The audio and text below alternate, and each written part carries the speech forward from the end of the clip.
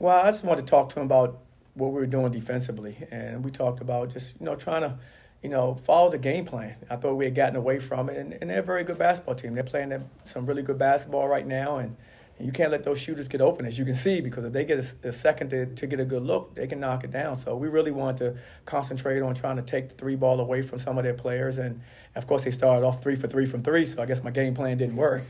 But what's good about it is we at the timeout we were able to regroup, adjust, and I thought our guys came out, and not only did they do a better job defending the three ball, I thought we got out and ran a little bit more and was able to get out in transition. You mentioned the threes. Tyson Etienne hit 2 with like 2 minutes left to bring him back, I guess. And Brandon Mahan responded with that and one layup. Talk about his game, and towards the end there, he really came through you guys. Well, I would say, one with Etienne, I mean, he's a terrific player. He was player of the year in our conference last year, so he hadn't gotten off to the start that he had last year. But everyone knows he's one of the best guards in our league and one of the best guards in the country, and I think he showed it tonight. When he got going, and I thought Brandon did a great job of responding for our team. He loves those moments, as you guys have seen him play for a number of years, and so down the stretch he's usually at his best making plays like that, and he was able to do it again tonight for us. You had a pretty comfortable lead there at the half, 14 points, and then they just chipped away and made a game of it. What happened to your team there in the second half? I think we fell into playing, their style. They really do a good job of playing possession by possession and kind of grinding the game out in the half court. We want to play in the full court and get out and run and play in space. And so I thought it was that combination of them kind of, enforcing their will and kind of how they want the game to be played. And so by doing that, it slowed us down. I didn't think we played with the pace that we were playing with in the first half. So our pace and our spacing wasn't as good as it was. And they were able to chip away at the lead because of that. What is it about Brandon sometimes at clutch moments at the end of a game? He's at his best. He had that step-back three that he got fouled on as well when you really needed a bucket. Just what is it about him when he really steps up in big moments? I think he loves those moments. And, and that's something you can't coach. I mean, you have a guy like that. The thing is, once you find that out about him, you try to utilize him in certain situations, and so that's the best you can do. You're fortunate to have a player that in those moments can make plays like that, and you try to put him in position to do that. And we've seen him do that multiple times. I think his teammates have seen him do it in practice, seen him do it in games. So they have a lot of confidence in him, and he has a lot of confidence in himself. Darius said he learned today that UCF was previously 0-8 against Wichita State. I'm sure you had an idea that this is the first program win against Wichita State. What can a win like this do for you moving forward over a program like Wichita State? Well, it continues to give us, momentum and confidence in what we're trying to accomplish and what we're trying to build here. We want to have a storied program here. In order to do that, we need to beat, good teams and good programs. That's the only way you can accomplish something like that. And, I think, that's our goal. We want to be a championship program here. You've heard me mention that before. The only way you can do that is to beat, teams of the caliber that we beat today, because of the type of program they are and some of the teams we beat this season. So we just have to keep building. But like I said, I'm excited about our group. I'm excited about what we can do finishing up this season. And we just have to keep taking it one game at a time. Well, Wichita State has been good at this season. They're second in the AC in free throw percentage. And last time you guys played Wichita State, you ended up having a lot of free throws, 63 if I count right, and you ended up having less than half of that tonight. Can you talk about what was different in that regard between this game and last game, both in general and just with the free throws? Well, they took 40 free throws last game versus us, so they took 40 free throws. So we definitely, had an emphasis of not, trying not to, put them on the line. And they do a good job of going to the line because they drive strong, they post hard, they play hard. So with that, it's going to be a lot of contact, and there are going to be a lot of calls. So I thought we did a better job defensively of being more disciplined and not putting ourselves in that position that we did, at their place. What do you like most about how the team responded after what happened a couple of days ago in Memphis? I was really proud of the way we responded, but I wasn't surprised in how we responded. I knew, you don't know how the game is going to go today, but I knew our guys would come out and play an inspired game.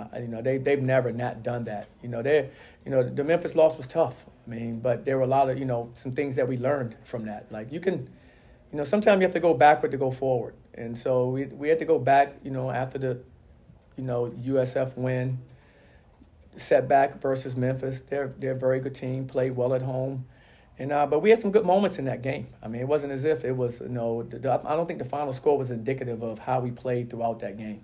I thought the last 10 minutes, was, we lost our composure. And so that was something we learned from that. We learned from that. But it was a 2-possession game probably with 10 minutes to go. With 16 minutes, it goes to 1-point game.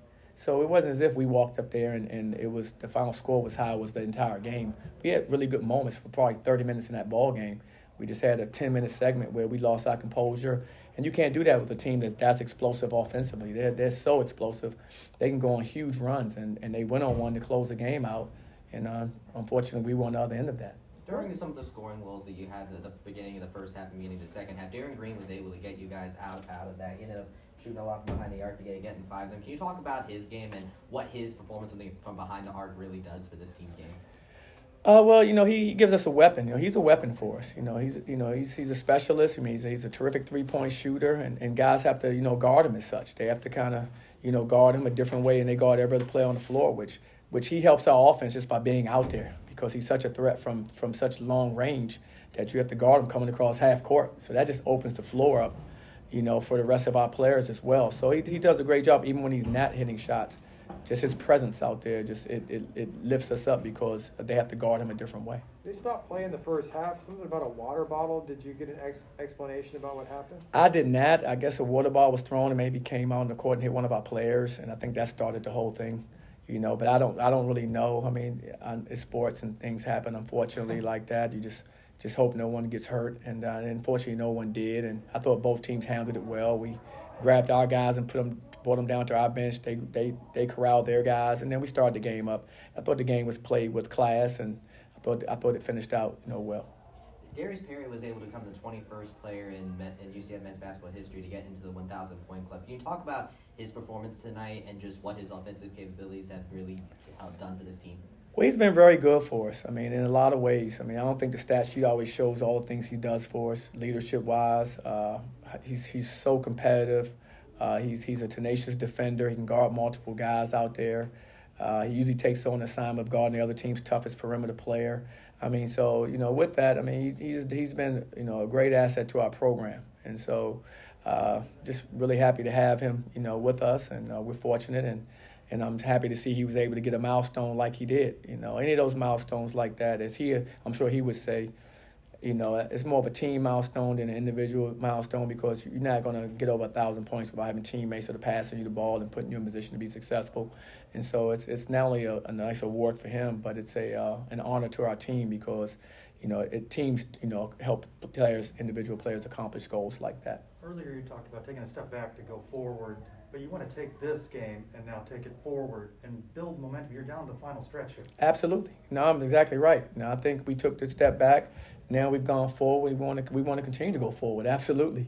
And that's what you always want to do. But sometimes, in basketball, like in life, sometimes you have to go back before you can go forward. And we end up going backwards. And now I think we're moving in the right direction, and we want to continue to move in the right direction. And as long as we continue to improve and continue to believe in one another and continue to compete for one another out there on the floor, I think we got a chance to keep moving forward. Back against USF, you talked about how the team gave 38 minutes of effort in that game. Would you say they went all 40 minutes with effort this time around? Absolutely. I thought our energy was really good. I mean, I think, like I said, you always give the other team credit. I mean, nobody's going to everybody has pride in this league. They actually have great coaches, great players. I mean, it's going to be competitive games. Big leads, 14-point lead in the 28-point leads. 3 possessions all of a sudden. If you hit 3 threes right there, that's a 5-point game, kind of like it was in that game. So you have 3 straight trips where you don't score and somebody come bang, bang, bang. That game is a 2-possession game real quick. And we understood that. And so they made a good run. And, our guys have been in that position, I guess, countless times this season. And so I thought our guys responded. We never let them take the lead. We always were able to kind of hold steady once they got, some momentum, a cut to 2, a cut to 3. We'd always make a play. And that's what we've done a lot this year. So I'm really proud of our guys showing that composure that we didn't show. I think during the Memphis game, we were composed down the stretch like we did most of the season in close games. So I was happy to see us get back to how we like to play.